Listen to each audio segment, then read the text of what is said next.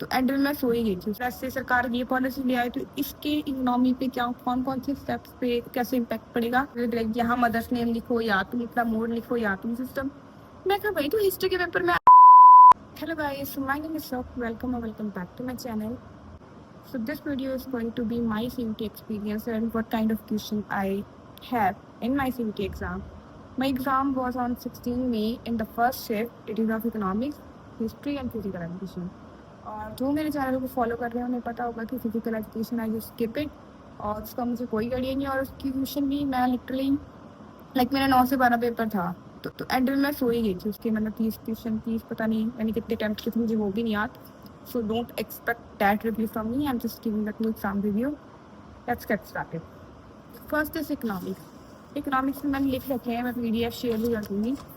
ADAS के numeric. भाई मुझे इतने लोग कहते थे कि माइक्रो में ऐसे ना मेरी मतलब 15वीं में एक बहन का पेपर था तो शी वाज सेइंग कि AD वो मतलब माइक्रो में उनके ऑथर्स के नाम ज़्यादा पूछे थे कि ये किसने किया ये वो किसने किया है. तो मैंने वो ऑथर्स के नाम रट लिए. But my paper was completely different.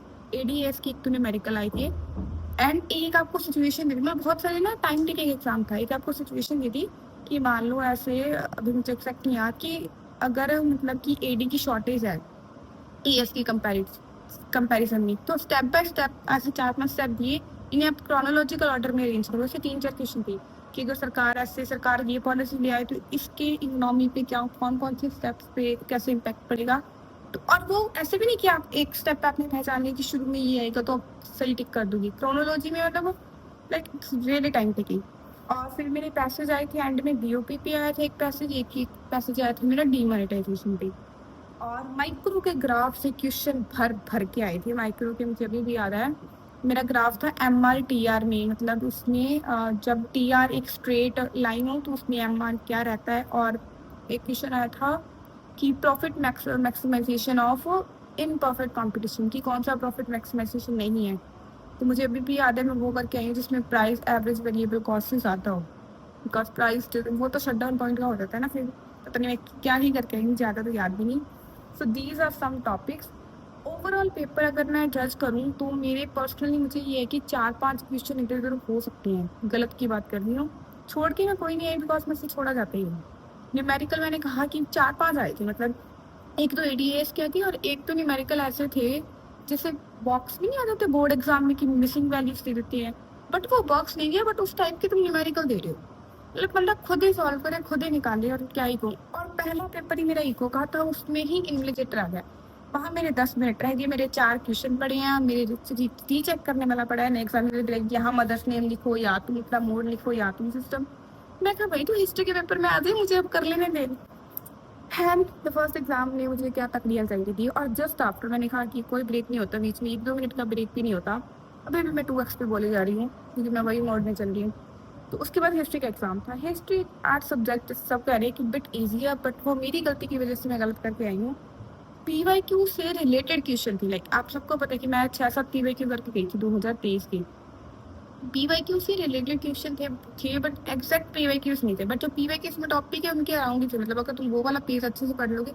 Overall आज के subject is full of NCERT से एक कॉर्नर इधर से नहीं आता एक कॉर्नर उधर से नहीं आता. डेट से तो मैं खुद की गलती की वजह से एक तो क्रोनोलॉजी गलत कराई और एक दो क्वेश्चन और भी हैं. So in short if we comprehend all of my experience economics में भी मेरे 4-5 गलत हो सकते हैं और हिस्ट्री में भी. So the exam went average क्योंकि आर्ट्स की कट ऑफ जनरली हाई जाती है. और मेरे एग्जाम मतलब मैं अभी 60 नंबर कट आई. अगर मान लो कि मेरे 5 दोनों में गलत हुए 5 हाँ 6-5 30 और 60 तो मेरे 60 मार्क्स अभी डिटेक्ट हो रहे हैं. तो मैं कहाँ 950 में स्टैंड कर रही हूँ. बाय द वे और मैं क्या कह रही थी. हाँ क्रोनोलॉजिकल हिस्ट्री का ये कि क्रोनोलॉजी कंफ्यूजिंग थी. बाकी सिंपल क्वेश्चंस थे जैसे बोर्ड्स में आते. कई तो जमे सिंपल थे. लाइक मुझे अभी भी याद है कि which from this sent belong to which क्या कहते होते हैं सब अभी मुझे एग्जैक्ट याद नहीं है ना. मतलब सेंट्स उनकी कौन से रिलीजन से बिलोंग करते थे. मैच द फॉलोइंग में दे दिए. लगभग मैं कह रही हूँ 2023 के PYQ का क्योंकि एंड मोमेंट में मेरे पास रिविजन का टाइम नहीं था. और जो मैंने PYQ किए है ना सिर्फ 2023 के डायरेक्ट क्वेश्चन उठ के आए थे वही. और PYQ मैंने किए कहाँ से थे. अगर आपको नहीं पता या मैं मॉक टेस्ट कौन से कर रही हूँ I have Arjuna 3.2 test series by Krishnath Mathur. It is really nice and I highly recommend it. अगर आपके अभी भी पेपर मतलब जून में है तो आप ले सकते हैं because it's really worthy. That's it. According to me, I've done all of this. और फिजिकल एजुकेशन जेन्युइनली बता रही हूँ, मैं लास्ट में सच में हो गई थी इसमें. मैंने जस्ट कॉमन सेंस के क्वेश्चन होते हैं वैसे भी फिजिकल एजुकेशन में आधे तो कॉमन सेंस के थे, तो मैंने तुक्का लगाया ही. एंड लेट्स होप कि कैसा जाए. And that's it. Take care of yourself, work hard and don't be over stressed because मुझे अभी भी याद है कि मैंने आधा पेपर इकोनॉमिक्स का स्ट्रेस में इधर उधर कर दिया because question was just conceptual, not that tough. अगर तुम मुझे 2 बार ध्यान से पढ़ोगे तो तुमसे बन जाएगा. So don't worry कि पेपर टफ सारे हैं. टफ मतलब हाँ थोड़ा मोटा लेवल जरूर इंक्रीज हो रहा है but it is not that difficult अगर आपने पढ़ा है तो. That's it. Do subscribe for more. Bye bye.